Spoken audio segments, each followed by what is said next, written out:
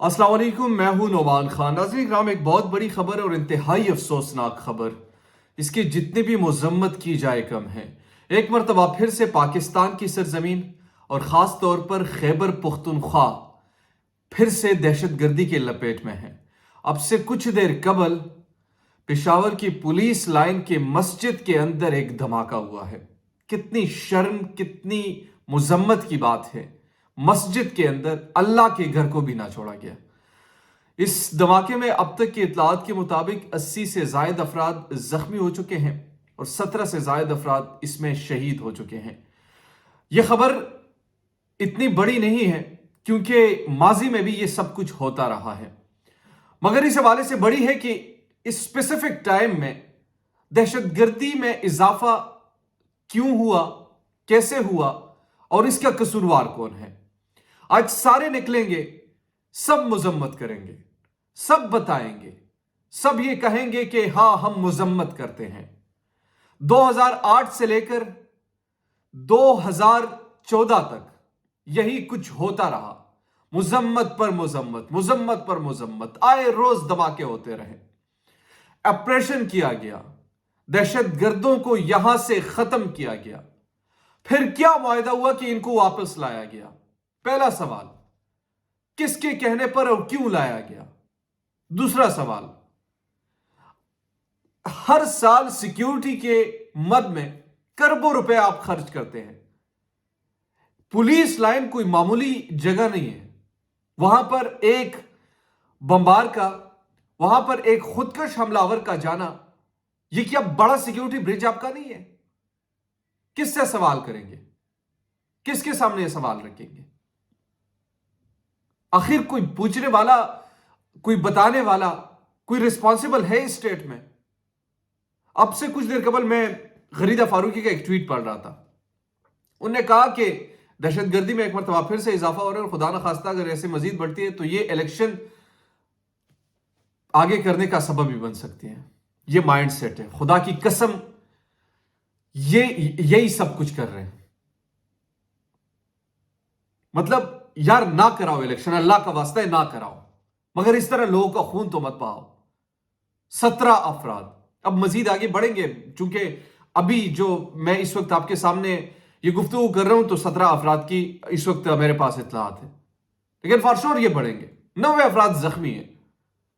कितने खानदान एक सेकंड में आपने उजाड़ दिए, कितने घरों में आपने कयामत बपा कर दिया, कितने बच्चों को आज आपने यतीम बना लिया, कितनी बीवियों को आज आपने बेवा बना लिया।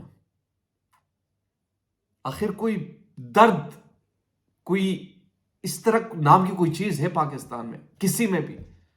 या सिर्फ अपनी मस्ती के लिए हुक्मरानी करते हैं, अपनी मस्ती में मगन? हम इलेक्शन नहीं करवाएंगे, हम लोग खुदा ना करवाओ यार, ये तो कम से कम यहां पर तो फोकस करो।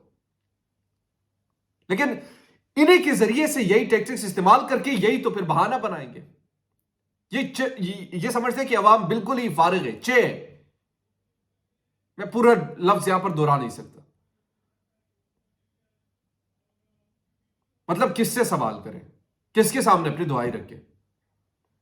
ये 17 लोग जो कि अल्लाह ना करे मजीद आगे बढ़े, अगर इससे भी जायद शहादतें हो जाती है, इसमें से बहुत सारे लोग जिनके बच्चे होंगे, उन बच्चों को क्या जवाब देंगे? क्या कोई जवाब है आपके पास? टारगेट किया जाता है पुख्तूनों को, टारगेट किया जाता है मस्जिद को, पुलिस लाइन में। जरा तसव्वुर कीजिए यार, जरा तसव्वुर कीजिए, क्या यह पॉसिबल इस तरह है? सहूलतकारी के बगैर पॉसिबल है?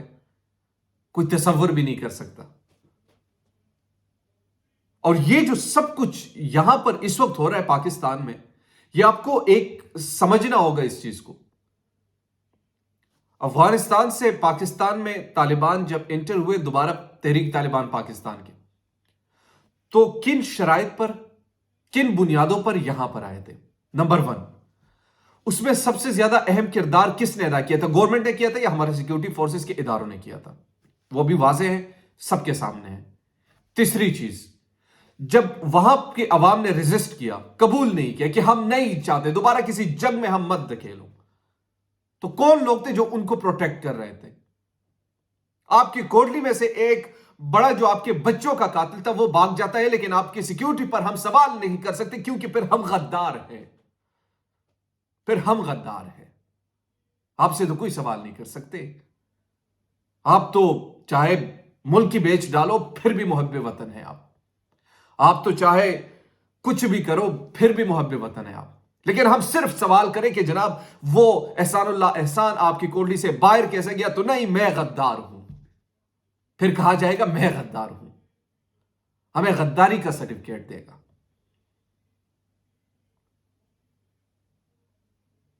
اس درد کو، اس کرب کو سمجھیے، آپ کے بھی بیٹے ہوں گے، آپ کے بھی بچے ہوں گے، آپ کی بھی گھر میں والدہ ہوگی۔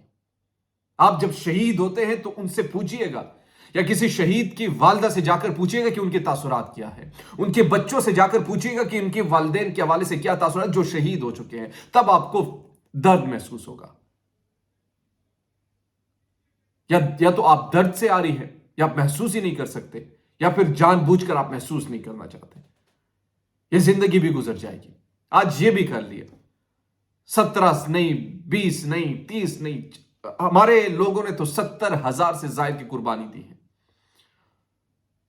ڈرے نہیں، جھکے نہیں، بکے نہیں، وہیں پر کھڑے ہیں، ریزسٹ کر رہے ہیں، بتا رہے ہیں کہ اس میں کون کون شامل ہے۔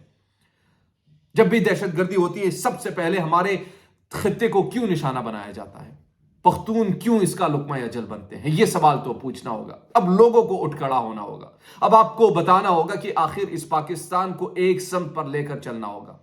ہمارے اوپر دہشت گردی، ہمارے سروں پر دہشت گرد کس نے مسلط کروائے تھے اور دوبارہ کون کر رہے ہیں؟ ہمارے گھروں کو مسمار کیا گیا، ہم خاموش رہے کہ دہشت گردی ختم ہو جائے۔ ہمیں علاقوں سے بدر کیا گیا، ہم خاموش رہے کہ وہاں سے دہشت گردی ختم ہو جائے۔ لیکن یہ سب قربانی دینے کے باوجود ایک مرتبہ پھر سے جس جنگ کی طرف ہمیں دھکیلنا چاہتے، اس جنگ میں ہم حصہ دار نہیں رہیں گے، ہم مزاحمت کریں گے، چاہے سر مارے جائے لیکن ہم مزاحمت کریں گے۔ اس مزاحمت کے لیے ہم سب کو اٹھ کھڑا ہونا ہوگا، تمام پختونوں کو اٹھ کھڑا ہونا ہوگا۔ یہ ایک ایک آپ کو صرف انڈیکیشن دیے جا رہے ہیں کہ یہ سب کچھ ہو سکتا ہے، یہ سب کچھ ہو رہا ہے۔ خدا را اب پاکستان کو تھوڑا سا آگے لے کر جائیے، اپنے تجربات کا مزید ہمیں حصہ مت بنائیے یار۔ آپ نے سیاسی جنگ جس طریقے سے لڑنی ہے لڑ لیجئے، آپ نے کسی کو ہمارے اوپر مسلط کرنے مسلط کر لیجئے، لیکن قوم کو مزید برباد مت کیجئے، خون مزید مت بہائیے۔